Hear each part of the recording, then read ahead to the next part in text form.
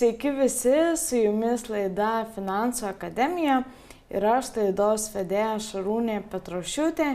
Šiandien paliesime daug skirtingų teisinių klausimų ir labai tikiuosi, jog šitie atsakymai jums duos daugiau teisinio tvirtumo ir žinių, kaip teisingai ir su savo finansais kitą kartą susitvarkyti ir kaip į tas sutartis reaguoti. Na ir apskritai pravers praktinėse gyvenimo situacijose. O į šios klausimus mums padės atsakyti nuostabi laidos pašnekovė, advokato padėjėja Brigita Jankauskienė. Sveiki, Brigita. Taip, sveiki, malonu, kad pakvietėte. Dėkoju. Labai džiaugiuosi. Tai gal pradėkim nuo to, kas jūs atvedė į teisę. Kodėl teisė atsirado gyvenime? Taip, labai geras klausimas, daugam jis įdomus atrodo, nes mano kelias šiek tiek, galėčiau ir pasakyti, ypatingas ir kiek kitoks, nes su teise aš pradėjau bendrauti labai anksti. Pakankamai anksti, aš manau, dar iki studijų. Tai iš tikrųjų mano šeimoje buvo pasitaikiusios tokios situacijos, kai reikėjo teisininko, advokato ir pagalbos dalyvavimo padėti mano nukentėjusiam asmenim. Ir visame tame procese dalyvavau ir aš, nes man tai pasirodė jau tada labai įdomu, kasgi tas advokatas, ką jisai daro, kaip atrodo teisminiai procesai.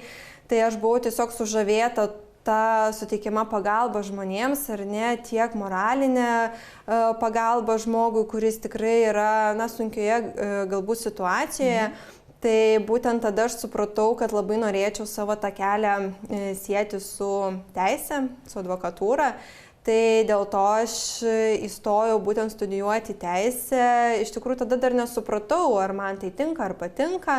Labai sunku suprasti, ar ne pradžioje, bet gavau pasiūlymą jau pirmame kurse atlikti praktiką advokato kontoroje. Tai galvau, kodėlgi ne, nes ne kiekvienam advokatas paskambina ir pasiūlo atlikti praktiką. Taip. Tai būtent dėl to aš buvau tokia atvira tokiems pasiūlymams, galvom, jie tikrai man pravers gyvenime. Ir pravertė tiek, kad iš tikrųjų tas kelias lydi mane jau turbūt 7 metus ir baigiau ir teisės bakalaurą, ir teisės magistrą ir visą tą laiką likau advokatūroje. Domėjausi ją, dirbau šioje srityje, nenorėjau tikrai nieko keisti ir savęs kažkur kitur bandyti. Tai dabar esu pradėjusi visai neseniai savo asmeninį advokato padėjėjos kelią, tai labai tuo džiaugiuosi, visai sėkmingai vystosi, tai ir galimai netolimai ateityje tapsiu ir advokatė. Tai labai džiugu girdėti, jog visas šis kelias, sakyčiau, gal net ir jūs pasirinko ir šiandien jau galit savo žiniomis dalintis ir su mumis, ir su laidos žiūrovais. Tai dabar artėja toks laikotarpis, kai dauguma kels sparnus atostogauti ir mėgautis ir išleisti pinigus, kuriuos uždirbo per ilgą kažkokį laikotarpį. Tai kokios kompensacijos keliautojams priklauso ir dėl ko jie gali jaustis ramūs ir stabilus? Taip, labai aktualus klausimas, todėl kad dauguma keliauja šiais laikais. Tai nėra kažkokia naujiena, retenybė, tikrai keliauja, kas antras drąsiai pasakysiu, tai tikrai manau. Tai bet kiek iš tų žmonių žino apie kompensacijas, tai tikrai mažiau nei pusė. Aš su tuo tiesiog susidūriau, žinau ir turiu labai daug klausimų būtent su keliautojais ir tikrai retas pagalvoja prieš keliaudamas ar ne, kur gali kreiptis, jeigu kažkas atsitinka ne pagal planą, kai gauna ne tą, ko jis tikėjusi iš tos kelionės. Tai jeigu taip per pavyzdžius pasakyti, tai konkretus pavyzdžiai būtų, kai tu nusipirki kelialapį, pilną kelialapį kažkokią šalį, kelionę, ar netarkim prie jūros. Ir tu perki su vaizdu į jūrą, viskas įskaičiuota maitinimas, ar ne? Na ir įsivaizduojam, tu atvažiuoji į tą šalį, tą viešbutį ir tu matai, kad gauni kambarį visai nesu vaizdu į jūrą, kad tas kambarys netitinka nuotraukų, kad vietoj pilno maitinimo tu gauni dalinį maitinimą, ar ne? Tai kas tada vyksta? Tada tu toje kelionėje bandai aiškintis, tariesi su, tarkim, registratūra, ar ne? Bandai keisti tuos kambarius, tai užima tavo laiko, jau tavo kelionė nebe apie atostogos, o apie kažkokių problemų sprendimą. Taip. Ir tu, pavyzdžiui, negauni pilno maitinimo, tai tu ką darai? Tu eini valgai už savo pinigus, nes maitintis tai tau vis tiek reikia, o kol tau ten kažkas kažką išsiaiškins, na vis tiek, tai tu eini ir valgai, ar ne, už savo pinigus. Tai iš tikrųjų visa tai yra ir žymiai daugiau, ar ne, visa tai yra tavo nekokybiška kelionė. Ir tikrai retas, kuris tą klausimą toliau eina, sprendžia, kodėl, nes arba nenori, arba nežino, ką reikia daryti. Tai va dabar pasakysiu. Taip, tai va dabar tas atsakymas bus aukso vertės, nes jūs netylėkit. Jūs netylėkit, kreipkitės būtent į savo kelionių organizatorių, tai tą žmogų, tą fizinį ir juridinį asmenį, su kuriuo sudarėt kelionės paslaugų sutartį. Tai tas žmogus, ta įmonė, ar ne, yra atsakinga už jūsų kelionę. Tokiu atveju jūs kreipiatės raštu, ar ne, su tokia pretenzija, kad vat, buvo tokia kelionė, aš negavau to, arba gavau tą visai, ko nesitikėjau, tas kažkas buvo prasčiau, na, ta prasme, prašot visą savo kelionę. Čia toks patarimas saugoti per visą kelionę nuotraukas, fiksuoti, ar ne, tuos netitikimus, rinkti čekius, kvitus, sąskaitas, jeigu jūs kažkur valgot, kažkur papildomai išlaidavot, kas jums nepriklauso, būtinai tuos kaip įrodymus fiksuoti ir rinkti. Ir dar labai svarbu, būtent jau kelionės metu susisiekti su kelionių organizatoriumi, būtinai, pabrėšiu, todėl kad jam įstatymiškai turi suteikti galimybę ištaisyti tuos trūkumus dar būnant kelionėje. Taip, kol jūs dar esate ten Turkijai, Graikijai, Ispanijai, nesvarbu, jūs skambinat arba rašote elektroninį laišką, labą dieną, aš esu ten ir ten, man negerai, aš negavau kambario, arba negavau maitinimo, arba ten man transportavimo nepristatė ir taip toliau. Tai jau tuo metu jūs turit pasikreipti ir įvykdyti savo pareigą, ar ne, informuoti. Jau tada kelionių organizatorius privalo pats bandyti taisyti, ar ne, pakeisti, susisiekti galbūt su atstovais toje valstybėje, na kažką daryti. Ir jeigu jam pavyksta, jeigu jis ištaiso, na, tai laikoma, kad jūs visgi galiausiai gavote tą kelionę, kokios jūs tikėjotės, o jeigu nieko nedaro, neištaiso, nes aš turėjau tokį irgi klientą, kuris prašė padaryti, jie pasakė, nieko nežinom, grįžit, spręsim tą klausimą. Tai nėra teisinga. Ir tada, kai jūs grįžtate, jeigu jūsų tą kelionę vis tiek jūs ją liekat nepatenkinti, jūs turit, kaip ir minėjau, raštu kreipti su pretenzija, su prašymu į kelionių organizatorių, būtinai raštu, būtinai pridėjus visus turimus įrodymus prie to rašto ir prašyti ko. Tokiu atveju jūs galite prašyti turtinės ir neturtinės žalos atlyginimo. Galbūt sumažinti kelionės kainą atitinkamai pagal tai, kad, nu, ko jūs negavot, ar ne? Galbūt jinai neverta tiek, kiek jūs sumokėjote už tą kelionę. Ta turtinė, neturtinė žala vėlgi, kodėl aš sakau rinkti įrodymus? Nes kai jūs prašysite turtinės žalos atlyginimo, jūs turėsit pagrįsti, kiek jūs jos norit. Kiek jūs papildomai išleidote, tai būtent toms papildomas paslaugoms, už kurias jūs jau buvot sumokėję, ar ne? Tai jeigu jūs kažkur valgėt, renkat kvitus, tam, pavyzdžiui, susidarė suma ten 300 eurų, tai nesisakot, man, prašau, atlyginkit tuos 300 eurų. Kas būna, jeigu jūs neturite įrodymų, kodėl sakau, kad tai yra svarbu? Nes tada bus sunku jums pagrįsti, kiek jūs patyrėt žalos. Ir tokiais atvejais tada galimai jūs negausite tiek, kiek jūs realiai patyrėt, galimai jums sumažins tas sumas, nes turėjau klientus, kurie atvažiavo, jie neturėjo čekių, bet tada pasakė kelionių organizatorius, kad čia per daug, man atrodo, jūs čia privalgė, duosim jums mažiau, bet per 3 kartus, kai aš teikiau 3 kartus skundus, per 3 kartus mes žalą nuo 80 eurų padidinom iki 400 eurų. Tai vėlgi žmogui yra pinigai ir visa tai yra jūsų išlaidos. Ir neturtinė žala, kurios irgi galite reikalauti. Ką tai reiškia? Jūsų emocijos. Jūs atvažiuojate į kelionę ilsėtis, atostogauti, džiaugtis. O kai jūs nuolat stresuojat, pergyvenat, nerimaujat, einat į registratūrą vietoj to, kad eiti, tarkim, į paplūdimį, ar ne, tai yra jūsų neigiamos emocijos, jos irgi kainuoja. teisė, jūsų neigiamas emocijas turi piniginį išraišką, jos irgi gali būti atlygintos. Tai dėl šito irgi netilėkit, nes ta neturtinė žala gali būti ir tūkstančiais įvertinama. Buvo tokių bylų, kur, pavyzdžiui, važiuojant, transportuojant, į avariją pateko žmonės, tai ten buvo tikrai didelės priteistos sumas, nes tai visa tai yra stresas, tarsi su mažu vaiku keliaujant. Sveikatos sutrikdymas įeina į turtinę žalą irgi tos gydymo išlaidos, bet tas stresas, išgyvenimai, baimė visa, jinai vertinama irgi. Tai va šito reikia nepamiršti ir netilėti. Nėra ta procedūra sudėtinga, tikrai jinai yra paprasta, aš labai paprastai ir dabar paaiškinau, to tikrai pakanka, kad gauti tą turtinę, neturtinę žalą. Jeigu gražiuoju nepavyksta, tada kitas variantas teismas. Tai va tokie būtų variantai būtent dėl kelionių kompensacijos. Kita labai turbūt pažįstama visiems žiūrovams irgi tema yra automobilių įsigijimas. Ypatingai tuo atveju, kai lietuviai mėgsta dėvėtus automobilius įsigyti ir būna kažkokie defektai ar dar kiti niuansai, kaip reikėtų irgi su šitom situacijom tvarkytis ir kas mums priklauso, ką mes turim žinot kaip pirkėjas. Taip, tai irgi labai aktualus klausimas.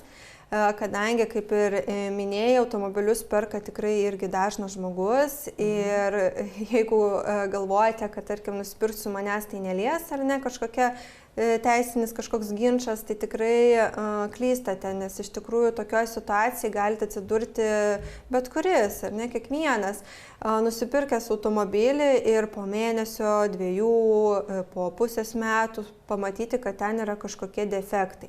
Taip. Tai ką tokiais atvejais reikia žinoti ir daryti, tai iš pradžių prieš perkant atlikti tam tikrus veiksmus, tai yra atvažiavus apžiūrėti to automobilio, jums įstatymai sukelia pareigą, ar ne, įsitikinti, pamatyti akivaizdžius trūkumus. Tai jeigu tie kažkokie trūkumai yra labai akivaizdus, bet jūs juos matydami vis tiek perkat automobilį, greičiausiai atsakomybė ar nekils jums už tai, ką jūs nusipirkot, žinodami, kad jūs tai perkat. Jeigu techniniai kažkokie? Taip, bet jeigu yra tokie trūkumai, kurių jūs niekaip nepamatysit, ar ne, plika akim atėjęs, jūs ne ekspertas, tarkim, ar ne, kokia moteris ateina, perka, nemato, negali šitą pamatyti ir patikrinti. Tai tokiu atveju už paslėptus trūkumus atsako pardavėjas. Pardavėjai kyla pareiga, įstatymo pareiga parduoti tinkamos kokybės prekę. Ką tai reiškia? Prekės kokybė yra vertinama pagal tai, ar jinai atitinka pirkėjo lūkesčius, paprastai, ar ne? Tai tie lūkesčiai yra, ar aš galiu naudoti tą daiktą pagal jo savybės. Tai, pavyzdžiui, automobilis. Aš pirkau automobilį kokiu tikslu? Nežiūrėti, ar ne kažkur ten laikyti muziejų, o važinėti. Taip. Ir jeigu tas automobilis netitinka mano lūkesčio juo važiuoti, tinkamai, teisingai, saugiai, ar ne, pagal reikalavimus, jau vadinasi, tu man pardavai blogos kokybės prekę. Turi už tai atsakyti. Tada jau antras momentas, ką turit žinoti, tai ką toliau, ar ne, daryti. Gaunat jūs automobilį, važinėt, matot, kad yra trūkumai. Važiuojate kažkokio automobilių ten servisą, ar ne, kažkokią remonto įstaigą, kur jums nustato konkrečius gedimus, kiek kainuos remontas. Pasitaiko praktikoje, žinokit, tokių atvejų, kad negi tas remontas paskaičiuoja kainuoja brangiau nei pats automobilis. Už tai turbūt ir pardavė. Taip, ir iš tikrųjų tada žmogus ir klausia, ar ne, ką man daryti. Ir, tokiu atveju ką daryti. Reikia jums turėti konkrečiai įrodymus, kokie yra trūkumai ir įrodymus, kiek kainuoja trūkumų pašalinimas, tai yra remontas. Tada kreiptis į pardavėją ir sakyti, tu man pardavė ir ne automobilį, nuslėpi kažkokius tam tikrus trūkumus, atlygink man automobilio remontą. Tokiais atvejais gali dar prašyti ne tik atlyginti remontą, bet ir pačiam pasiūlyti tam pardavėjui suremontuoti tą automobilį. Arba kitas variantas - grąžinti pilnai visą automobilį ir paprašyti visą jo kainą. Tai tokie variantai jums tikrai priklauso. Jūs juos galite įstatymiškai teisėtai prašyti. Tai dar kas čia yra svarbu, tai nustatyti, aišku, ir teismai nustatinėtų ginčo atveju, kas yra kaltas dėl tų defektų. Čia irgi labai svarbu, ką noriu pasakyti. Ne visais atvejais, kai jūs įsigijote automobilį, ne visais atvejais tas automobilis galimai sugedo dėl to, kad pardavėjas pardavė jums tokį automobilį. Taip. Yra tokių atvejų bylose, pavyzdžiui, kai nusipirko automobilį ir po savaitės atsirado defektai ir tas žmogus kėlė ginčą, pasakymo, kad čia dėl tavo kalties tu man pardavai blogą automobilį. Bet eigoje byloje išsiaiškinta buvo, kad per tą savaitę žmogus yra nuvažiavęs daugiau nei 2000 km tuo automobiliu ir automobilio servisas tiesiog nustatė išvadoje, kad 99 procentai, kad tie defektai atsirado dėl eksploatavimo to automobilio, tai yra, kad pats pirkėjas juo netinkamai važiavo, neprižiūrėjo ir tie gedimai būtent nuo tokio dažno važinėjimo atsirado. Tai nustatė, kad pirkėjas pats yra kaltas, kad netinkamai naudojasi preke. Tai vat, būtent čia yra svarbu, kad ne visi gedimai, ne visi tie trūkumai galimai bus dėl pardavėjo kalties. Tai reikia tą irgi įsivertinti, kas yra kaltas, ar tas, kuris važinėjo, ar tas, kuris pardavinėjo. O kalbant apie pačių sutarčių pasirašymą, na bendrai ne tik tai automobilio pirkimo, ten tą pirkimo pardavimo sutartį, bet ir visas kitas sutartis, gal yra kažkokie patarimai, ką kiekvienas žmogus pasirašydamas sutartį privalo perskaityti. Tobulų atveju aš suprantu, kad pilna sutartį. Taip. O realybėj? Taip, irgi sutartį žmonės sudarinėdami, ką dažniausiai daro, jų neskaito. Tai čia taip paprastai. Jų neskaito arba dalinai jie skaito. Tai vienas dalykas, ką siūlau, tai būtinai skaityti ir įsiskaityti visas sutarčių sąlygas. Kodėl? Nes sutartis, kurioje jūs uždedat savo parašą, neturi jums galią. Juridinę galią ir jūs jau privalot jos laikytis. Tai prieš dėdami parašus, dėl to turit ją ne tik perskaityti, bet ir suprasti, ką jūs pasirašot. Nes yra tokių, kurie paskaito ir žino, kad aš susipažinau, paskaičiau, bet ką ten kažkas ten reiškia, aš nežinau, nesuprantu. Tai jeigu nesuprantat, pasikonsultuokit, ar ne, su teisininku, nėra tai labai sudėtinga, ar ne, paprašykit daugiau laiko susipažinti su tą sutartimi, nes dažnai būna profesionalai pateikia tikrai ir profesionalią pačią sutartį ir tau nelabai ten įtin aišku, ar ne. Ir žmogus, aš nesuprantu, profesionalas, aš jo pasitikiu ir pasirašau. Trumpinu laikotarpį, pasirašau. Ir dažniausiai tie profesionalai, jie labiau linkę save apsaugoti ir įtraukia tokias sąlygas, kurios labiau palankesnės jiems. Ir tokiu atveju, pasirašėt ir prisimėt atsakomybę, ar ne? Tai vat pirmas dalykas - skaityti. Antras dalykas, ką žino mažai žmonių, tai kad jūs galit keisti sutarties sąlygas. Yra toksai sutarčių laisvės principas, ką jis reiškia labai paprastai, kad jūs turite visiškai laisvą teisę išsirinkti, su kuo pasirašysi sutartį, kada ir kokiom sąlygom. Ką tai reiškia, kad jums dažnai man praktikoje pasitaiko, kai žmonės nori pasirašyti sutartį ir sako, man pardavėjas ten būsto, pavyzdžiui, ar ne, sako, kad čia šabloninė sutartis, standartinė sutartis, aš jos nekeisiu. Visiems jinai galioja tokia pati ir tau jinai tokia pati galios. Tai yra labai didelė klaida ir netiesa ir apgaulė, nes yra pažeidžiamas tas sutarties laisvės principas. Jūs turite teisės ne tik skaityti tą sutartį, susipažinti su juo, bet ir keisti jo sąlygas. Vadinasi, jeigu jūs perkat butą, matot sutartį, jūs galite ateiti ir pasakyti, man nepatinka tavo ten numatyta bauda, mane dydis, aš noriu ją pakeisti. Man nepatinka, kad čia nėra sąlygų dėl mano atsakomybės, aš noriu jas įtraukti. Tai vat visą tai, žinoma, su teisininku gal tai paprašiau padaryti, vertintą sutartį, bet tikrai dabar labiau žmonės skatinami yra ir aš jos socialiniuose tinkluose skatinu, ar ne, ateiti prieš pasirašant, pasitarti su teisininku, kad tikrai įsitikinti, kad viskas yra gerai. Ir tikrai, kai ateina žmonės, aš matau, kad daug kas būna negerai ir mes daug ką keičiam ir tas žmogus keičia, tada taip, pasirodo visiškai čia nestandartinė sutartis ir keisti su teisininku, ar ne, įmanoma. Tai rūpinkite savim, ar ne, galvokit apie save, kad jums paskui kils pasiekmes ir jūs kentėsit, jeigu kažką netai pasirašysit.